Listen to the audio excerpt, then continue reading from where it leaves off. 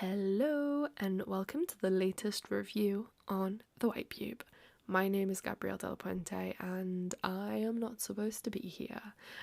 This is a Zarina text, Zarina Mohammed, but unfortunately Zarina is really ill with the flu. So I, for the first time in 7 years of The White Pube, I'm going to be covering her shift. This is a review of Shani's exhibition, which is titled Your Arms Outstretched Above Your Head, Coding with the Angels. The exhibition is on at Gathering, which is a new gallery in London. So new that this is actually the first exhibition at that space. The show's on until the 6th of December, so you've got a little bit of time to go and see it if you're in London. And Zarina is so ill that she hasn't actually told me what the emoji summary is for this text, or what emoji to tell everyone at the end of the review. So I'm just gonna make one up. The emoji summary for this review is angel, bread, skull. Angel, bread, skull. It's also raining very heavily on the window at the moment, so I apologize if you can hear any background noise. Let's get on with the review. Let's go. I am obsessed with the lives of saints. I cannot stop clicking along the link chain, swinging from Wikipedia page to Wikipedia page. I want to know everything about these ancient people and their primordial landscape. Jerome and Antony and Alfric of Eynsham. It started when I read the Deloriad and got swept up in the rush, the cartoon figure of St. Thomas Aquinas as a daytime TV talk show host, interloper, haunted by those silent sheep, the camera and lights. Yes, I am obsessed with all of it. Loaded arcane symbolism, the medieval, the body horror of a gruesome death, and meeting gruesome death with noble stoicism, the wandering saint, penitent in the wilderness. I turn to the camera, my eyes full of sparkling mischief, because everyone knows I am ready to say the line, "Someone get Aquinas in here." The gallery looks like it used to be a car park.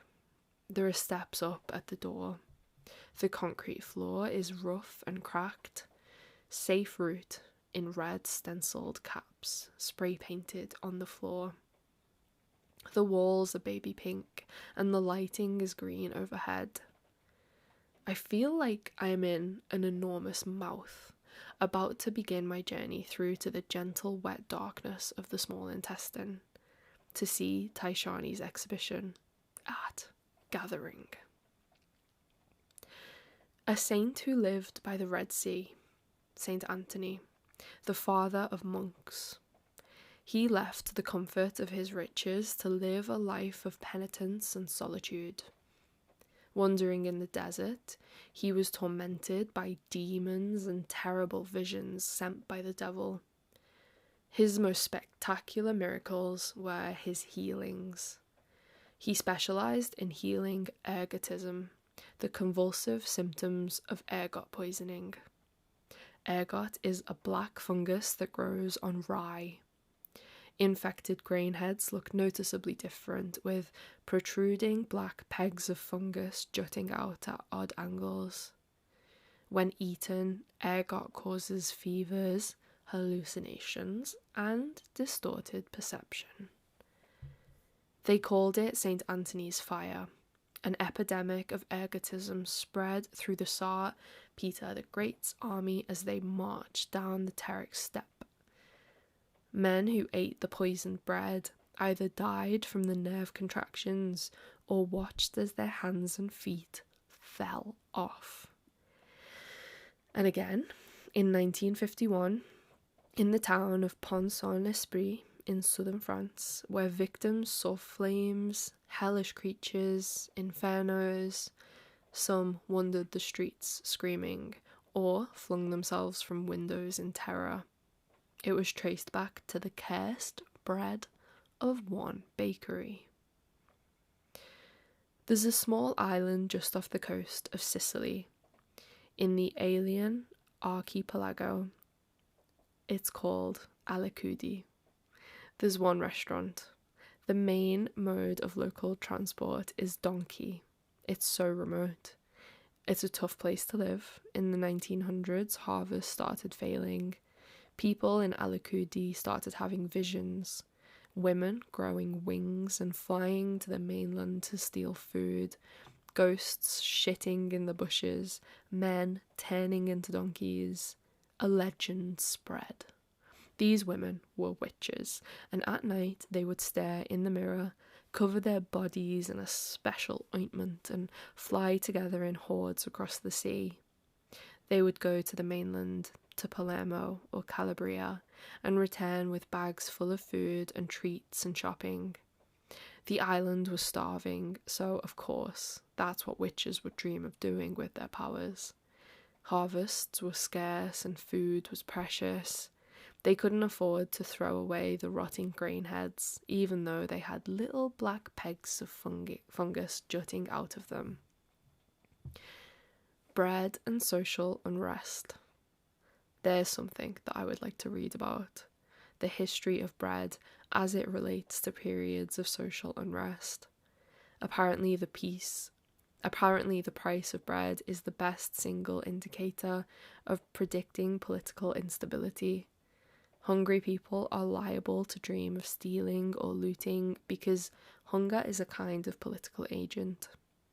I am in the small intestine, in the gallery, thinking about how hungry people are liable to burn down buildings.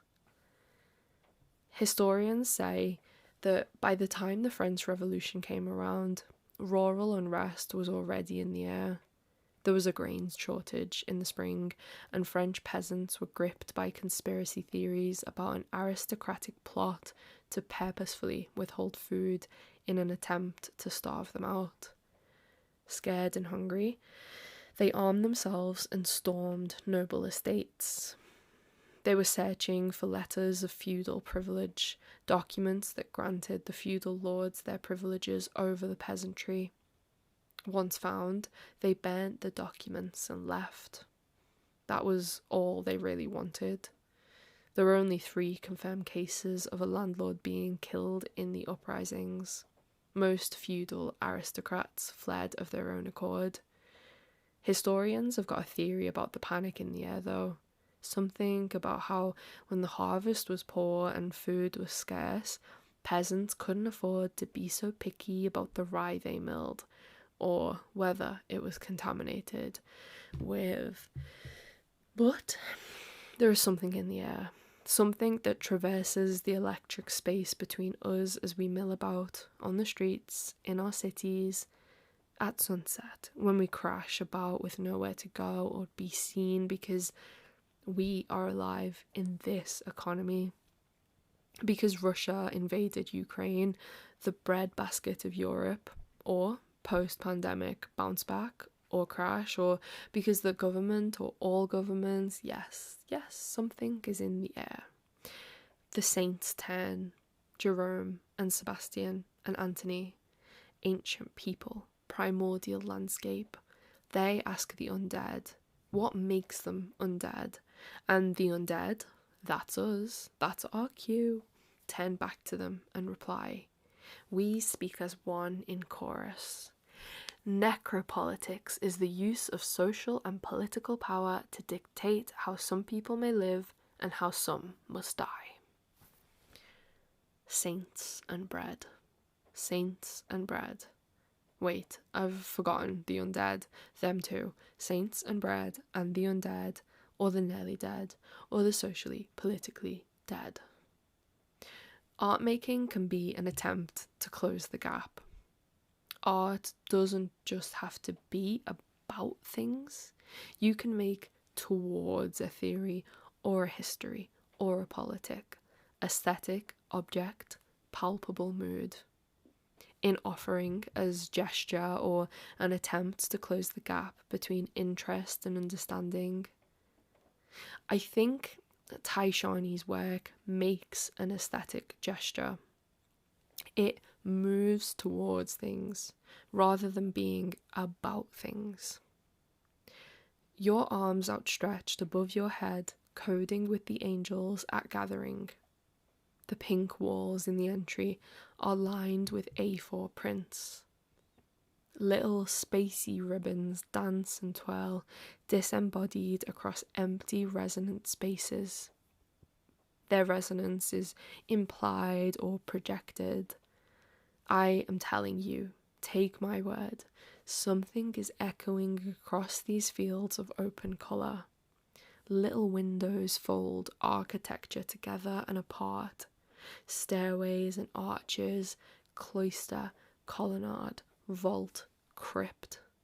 The images are punctured by dense circles, opaque and heavy with their own pigment. Thick pink, baby blue, ochre, and orange, but most importantly, black, rot and spore, lurid colour. My body is drawn to the hot pink neon glow of the stairs. I tumble down them into a basement, brackets, a crypt. It would be a crypt in the same way our stomachs are crypts. Dark, the gentle wet pink of interior lining, coated in bile and webbed capillaries. Votive, offering, a giant candlestick towers above us. Cartoon drip melts in a steady stream down the length into a pool at its base. Static and solid, it's a prop, it's camp or kitsch. I can't tell the difference anymore. I can't decide. It's in the space and its giantness makes itself known. My body reacts. A relic in a glass orb.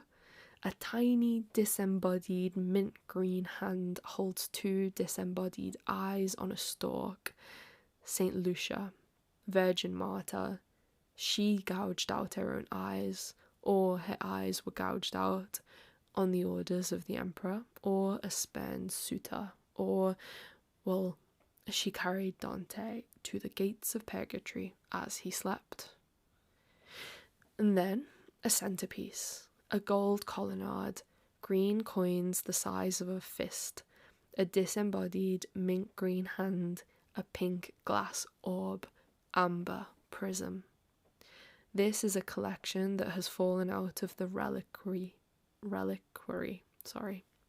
Flat black circles hang suspended in the air above.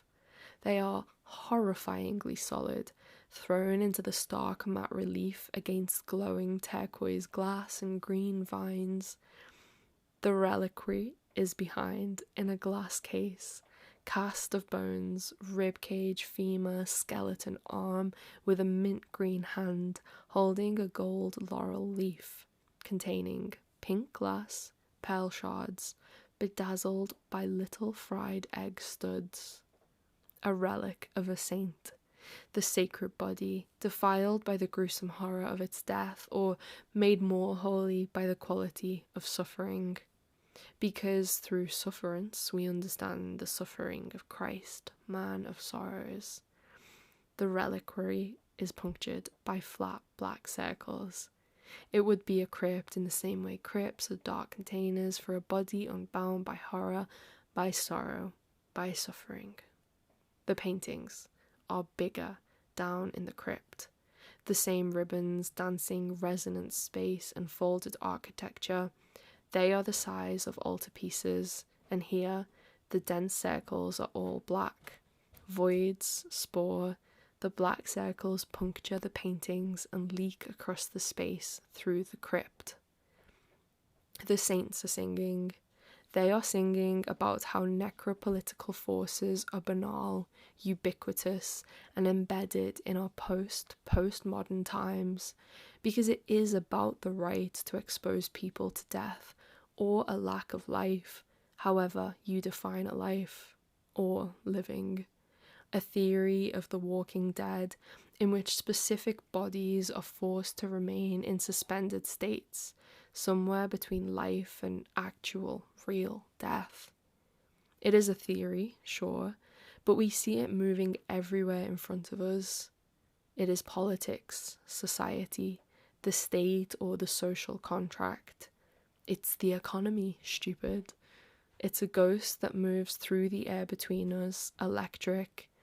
It creates what Eschiel Mbembe calls death worlds, new and unique forms of social existence in which vast populations are subjected to living in conditions that confer upon them the status of the living dead.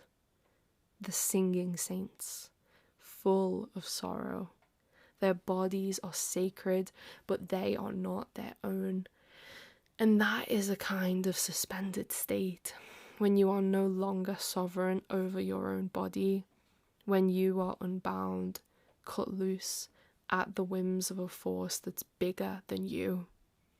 The state, the invisible hand of the free market, the will of God. Shani's show is not about dreams or magic. It's not even really religious or spiritual. I think it is a kind of hallucination in that it is entirely real and entirely internal. It moves towards the meeting point, body and horror, and the politic that's built when those two things touch. It is about the way pain, sorrow, suffering open up a doorway within ourselves. Pain, sorrow, suffering, abjection is active. It is an agent or force that pushes through itself into a new space. It's the precursor to a specific kind of desire. There are visual cultures that have understood that intimately, saved the sacred bodies that experienced such holy suffering. There are creatures that have understood the desire to open up a door within yourself and fly out across the sea in hordes to the mainland, burn letters of feudal privilege. There are cultures that have understood the tender thread that links bread and bodies and desire and death. How bread is a kind of body, a social body, or a sacred body, the body of Christ. But that's too far. That's overkill, isn't it? Maybe the crypt is one of many image worlds, a space where the relationship between darkness and images has to emerge, recalibrated and different. Maybe undeath or nearly death or social political death is a suspended state in the same way that hallucinating from contaminated bread is a suspended state, and both of these states are active political agents that open a doorway into a new space where the saints are singing about the banality of necropolitics in our postmodern times. We are on the brink of civil unrest because Russia invaded Ukraine, the breadbasket of Europe. Post-pandemic bounce back, crash, the government, all governments, government on high, on the streets, in our cities, at sunset. Desire is such a powerful force. It is real, it is a body of its own. It joins the crowd as it heaves towards fantasy or forever. I would like to believe them. Anthony, Lucia, Jerome, Catherine, Sebastian. Their song is a whisper now, barely audible. I think they said that maybe we are meant to perish. Maybe through death we exit into new space, a new image world. I think they said something, how there's something in the air, electric between us. The end. Okay, if you listen to the end, please go and comment an angel emoji on today's Instagram post, or share the text on Twitter with an angel emoji, and also, wish Zarina get well soons. I just wanted to say at the end, because I'm about to burst out laughing, the amount of language in that text that I did not know how to pronounce. I literally like I had to go through. This is like my 5th time recording this, and it didn't even go right. I got to I was reading, going through, having to stop and then Google like how to pronounce ergot, how to pronounce the one of the scholars' names, and then one of the words, like, I hate it. I hate saying it out loud because I think when I first read it, I thought it was pronounced a different way. You know, archipelago. That's how you say it. That's not how I said it in that review. Because in my stupid head, it's actually pronounced archipelago, so I can never say it right. I do not know what Italian person cursed my brain. But now I'm embarrassing myself on the internet. Thank you for listening. This is Zarina's last text of the year. We actually only have one more podcast coming out before we take our annual December break. So if this is your last time listening, oh god, thank you so much for your attention this year. Thank you everyone, especially who supports us on Patreon and on PayPal and Ko-fi, who either monthly supports or one-off donations to tip us, and thank you. And just a reminder that we have a Discord server where anyone who's ever donated, big or small, past or present, can join, and we have nice chats about the texts that go out, but also about life. I'm mentioning that now, seeing as Twitter is just like blowing up. Come to the White Peep Discord. It's very comfortable. Thank you for listening, and we'll see you next Sunday for the last review of the year. Bye bye.